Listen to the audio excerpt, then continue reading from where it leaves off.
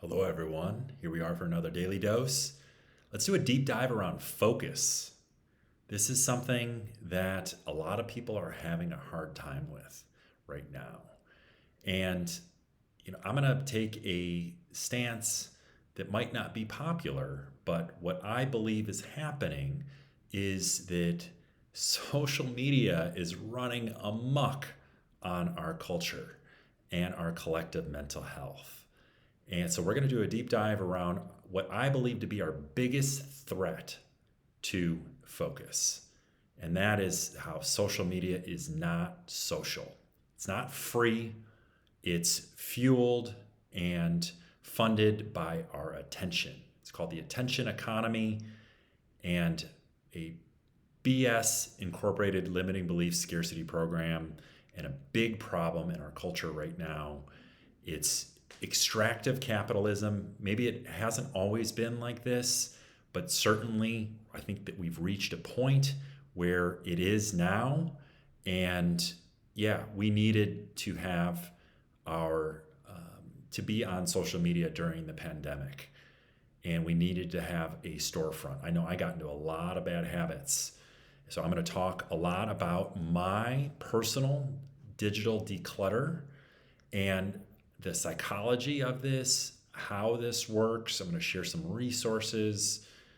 I'm going to cite Dr. Cal Newport many times here. He's a tenured professor of computer science at Georgetown, best-selling author, MIT PhD, brilliant mind, one of the foremost thought leaders around productivity, workplace productivity, very forward-thinking. He works 40 hours a week himself. He doesn't grind more than that. He's got a very successful podcast called Deep Questions, and he puts out a best-selling book every year or every other year. And again, one of the preeminent thinkers and experts around productivity and around digital minimalism. He wrote a book called Digital Minimalism. I think that was released in 2018 or 2019. Just as relevant today, maybe more relevant now than ever before. So again, this is going to be our deep dive here today. As evidence, again, the evidence is mounting here. Australia recently made it illegal for children under 16 to be on social media. Like, wow, think about that. If this is that adversarial of an opponent that we would make it illegal for our children, then certainly it's going to be a formidable opponent for us, for adults. But it's been deemed unsafe for our young people that do not have a developed prefrontal cortex. Again, it's an undeveloped prefrontal cortex, not safe for social media right now. I believe children under 16, it's illegal here in Florida for them to be on social media as well. And I know that there's some massive lawsuits in New York City against the social media platforms. Mark Zuckerberg's empire, net worth, I believe the last time I checked, $235 billion. That is a lot of zeros. He's buying up all of Kauai, I believe, as we speak. And again, it's all built on our fractured attention. We are users of the platform, and we're being used. It's in the language, very, very clear. But breaking free of social media is another story. And that's what it's, again, my earnest hope and prayer that this short daily dose will help you to do just that. I'll be sharing my personal experiences and some pragmatic, practical strategies that you can implement to increase your focus. It's thought, and I believe that Mark Zuckerberg had testified in front of Congress, and it said that 80% of Facebook posts that are shared and 90% of Instagram are content that we don't know these people. These are advertisers, marketers, paid ads, and other influencers. That it's not social. It's not how it used to be, where we were connected to our friends and family, and we would see the pictures of Susie and her kids, and and so on. That's not the case. Yeah, we can search for Susie's kids but it's not showing up in our feed anymore. So this is all algorithmically procured to make money. This is bullshit incorporated. At it again, fracturing our attention, feeding off of our dopamine. We get, broken, fractured. We're deplenishing, or every time that we click on a habit, we get these dopamine hits, and we're robbing the dopamine that we need to do hard things. Dopamine is the molecule for pattern recognition, and when we're giving it away on social media, we're basically selling out our dreams, and we're fracturing our attention and almost daily I talk to somebody who, especially the older generation, I'd say people that are, in their 40s, 50s, 60s, that are resigned to think that their sleep disorder, waking up in the middle of the night frequently, is something that is just natural, and it's a shame, and it's the ignorance around some of these things that we're talking about here today. That these devices emit blue light. If we're looking at our phones before bed, we're not only going to be taking in the toxic energy of the polarization and the comparison game and the fearful existential dread, but we're also going to be taking in the blue light. The blue light, like we've talked about in the sleep episode, sends a signal to our supercharismatic nucleus. There's a cell on the top of our head that will send a signal to our melatonin production to say, hey, the sun is out. It's 11 o'clock at night and the sun is out. Stop producing natural melatonin. And thus we have the sleep disturbances at 2 a.m. or 3 a.m. And then we have a really hard time getting back to bed. We might get back to bed for an hour or two or three, but then we're groggy and we're low affect the next day. And yes, I'm going to cite this again, a Harvard study that's to support that these sleep disturbances significantly hit our dopamine levels the next day, possibly 2 days, but definitely the day after. We're going to have a big hit, lower energy, less dopamine. Again, dopamine is less about pleasure and reward. The neuroscience community has shifted the frame the last 5 to 10 years. It's more about the molecule of more, molecule of crave, getting things done, a pursuit, a motivation, probably best said. Dopamine is all about motivation. If we don't have the motivation, we are going to be content with eating the crumbs when we could be at the buffet of life. So that's the evidence against the social media platforms. Yes, there is some connections, and yes, this can work for some people. I'm not overly rigid. It doesn't work for me. I've taken time away from this. I had a big kind of realization about 6 months ago that I was not where I wanted to be in my life. I had gotten really clear about the science of scaling and Dr. Hardy's work that I've talked about ad nauseum, and that I'll continue to talk about ad nauseum. His wonderful work that has helped me to see where I was leaking energy and where of the things that I could cut. And that science of scaling, the scaling framework, is again about frame, the impossible goal, going big, and utilizing that impossible goal as an aggressive filter for our daily lives, so we can get really, really clear about what will not deliver us to that big impossible goal. And then we cut the BS. We cut what's frame, floor, what is beneath our floor. We raise our standards. And part of me raising my standards was, hey, I've got to be honest with myself about my fractured attention and about how these social media platforms, I'm spinning my wheels on these platforms, stuck in these bad habits that were, for me, a relic of the pandemic. I know that won't be for everyone, but I'm doing a lot of the work that I'm doing right now in person. I'm meeting people in person. I'm getting back out into our community and going to networking events, going to social events. I'm not hiding behind these screens like so many of us. and we're wondering why our lives are not changing, and we're wondering why we're not getting anywhere, because we have the fractured attention, the disrupted sleep at night. The fractured attention, there's more science around this. Again, Dr. Cal Newport writes about all of this in his book, Digital Minimalism, and also Slow Productivity. I'm sure that he rehashed some of the high level challenges with social media and fractured attention. We have, again, fragmented attention that equates to what they call attention residue. When we're not meant to be doing all this task switching, and each time that we switch tasks, it can take up to 15 minutes to get back into a flow, into a groove, if at all. Sometimes we can't get back, and it's very depleting from a cognitive standpoint. It takes up a lot of extra energy that we're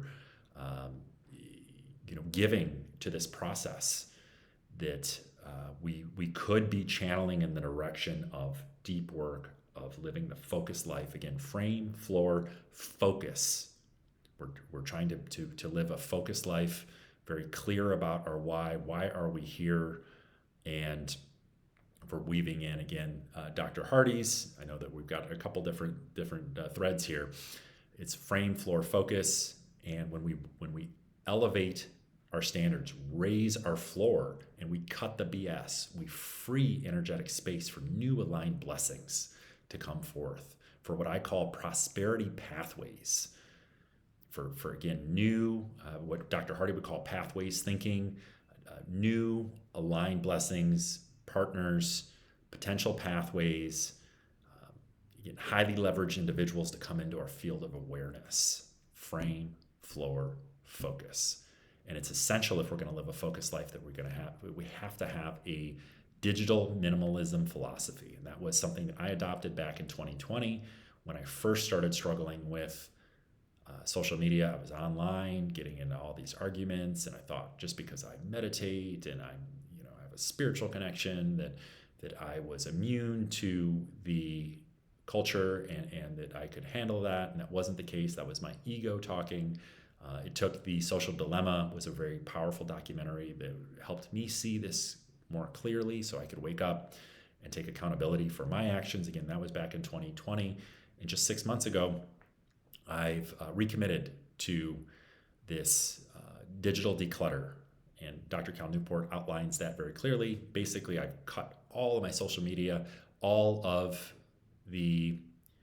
I would post from, no, actually, it was about 6 months where I really didn't do hardly any posting. I am right now. I'm in the middle of this 100-day challenge, and I'm posting to Facebook, and I'm posting to LinkedIn, but this is after the fact. I'm not spending any time. I just go in there. Energetically, I don't feel like I'm gripped anymore. I'm not pulled in to the muck of social media, and to the I don't feel like I'm getting left out of anything, and I see clearly, almost as though the spell is broken. That it took some time for me to break the spell of BS Inc. and Facebook and LinkedIn and all these different things that had me feeling like I had to be on theirs and depleting my energies, etc. But in time, that does, and we find more effective ways to utilize our time and to expand our service impact. But about 6 months ago, I committed big time to my Substack newsletter. So I've been writing on Substack. That's been my process that I've been doing, as opposed to posting on social media. And it's a way to communicate with people, but not be energetically gripped. So this is an alternative, I believe, in our culture. That Substack is coming up. It's a platform for independent voices. I will put a link to my Substack in the description below, and would love to have you join me. On Mondays, I write a newsletter about microdosing for rewiring scarcity into abundance, and I also write about modern romance and optimized health, psychedelic wellness, and all the things that I talk about here on this channel. So a little bit of a digression, but that's been my experience around my digital declutter. It was a very painful experience to wean myself off of that.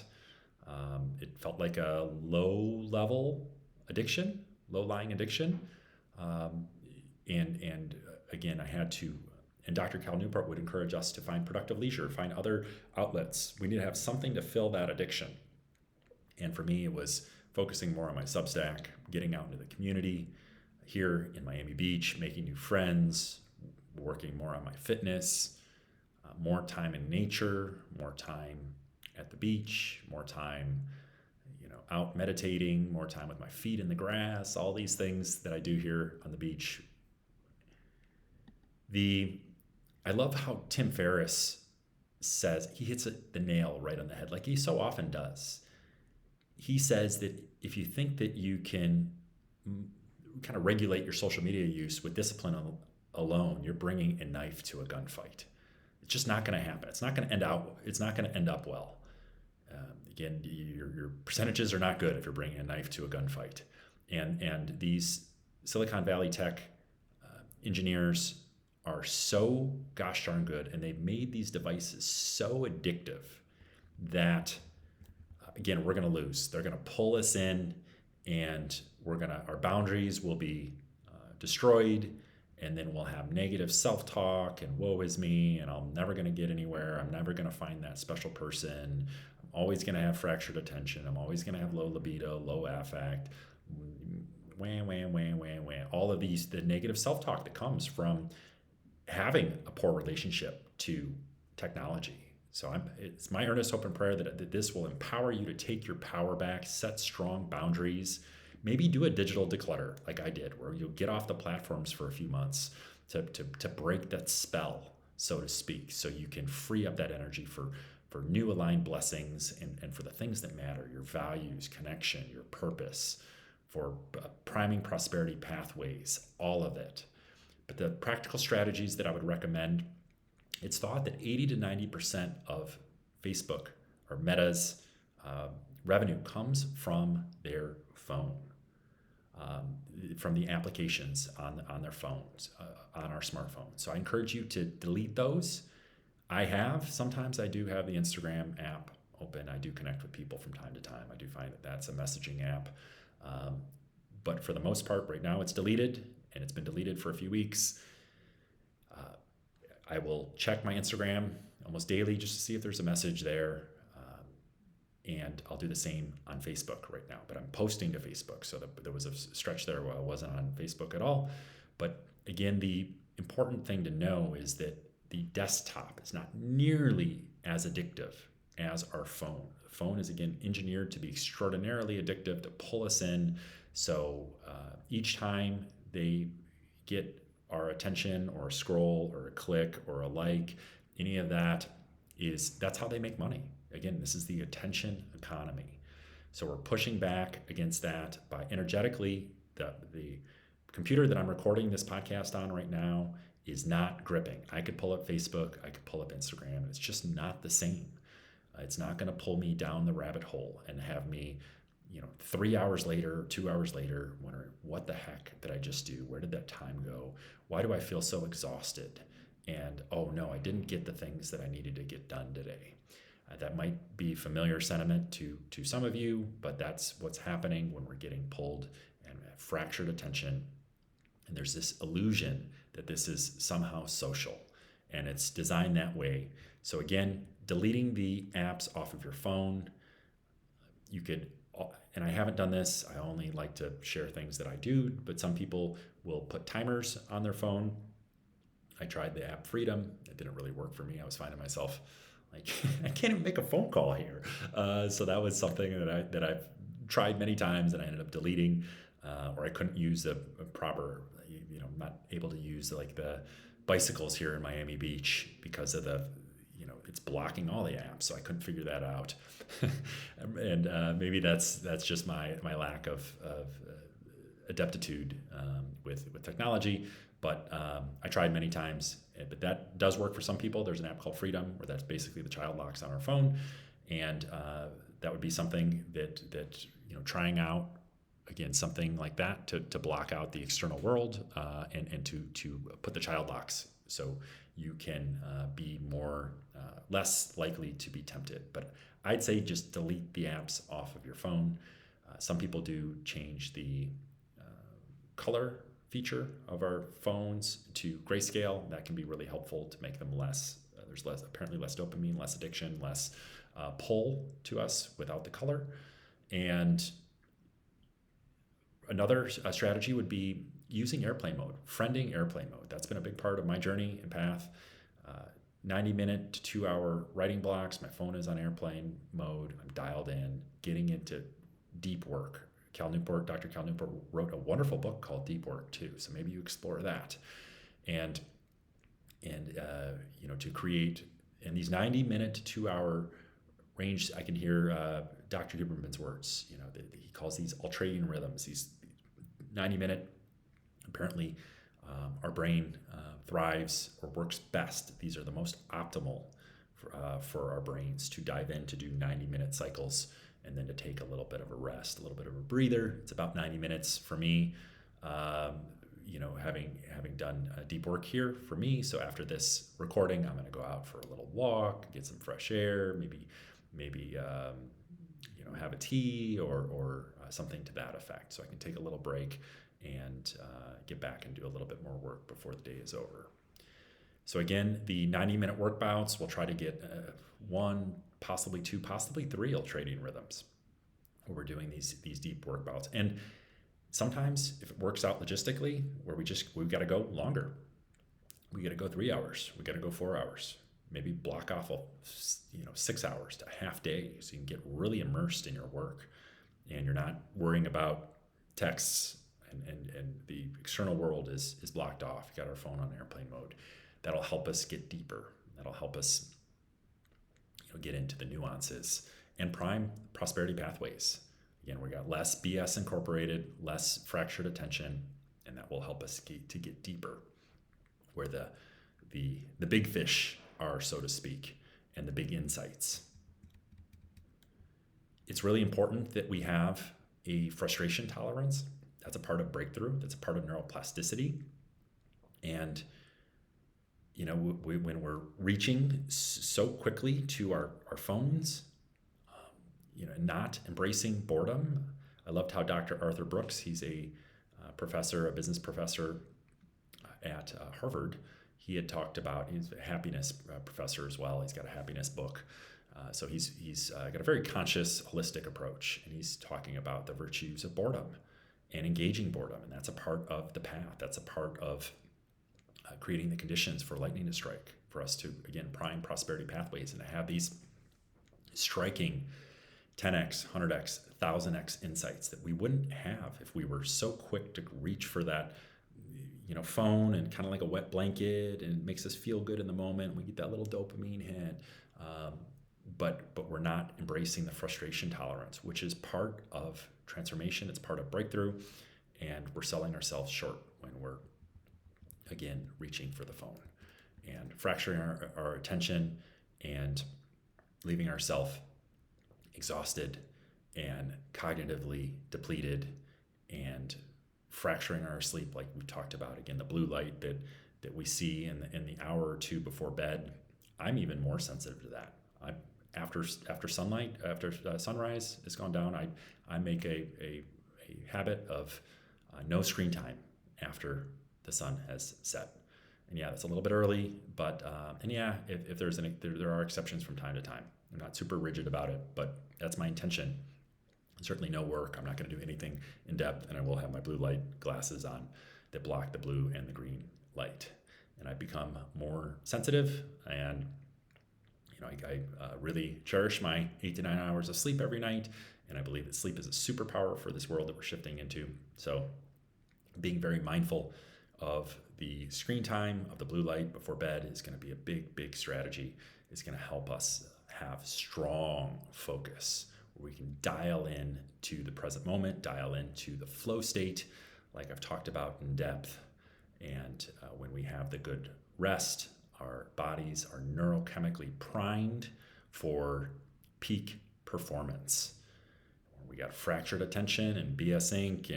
and the comparison game and what's happening in the world, and I feel so helpless, and all that energy that we're taking in, and sometimes taking into the dream world. We're taking in all the fear and the dread, That's going to disrupt our sleep, and we're gonna be showing up the next day, low energy levels, and inability to get our work done. We're going to wonder why. And of course, the pharmaceutical companies will have pills for us, and will give us a big, hey, take this and that, and it's all together. But you can pull back the reins.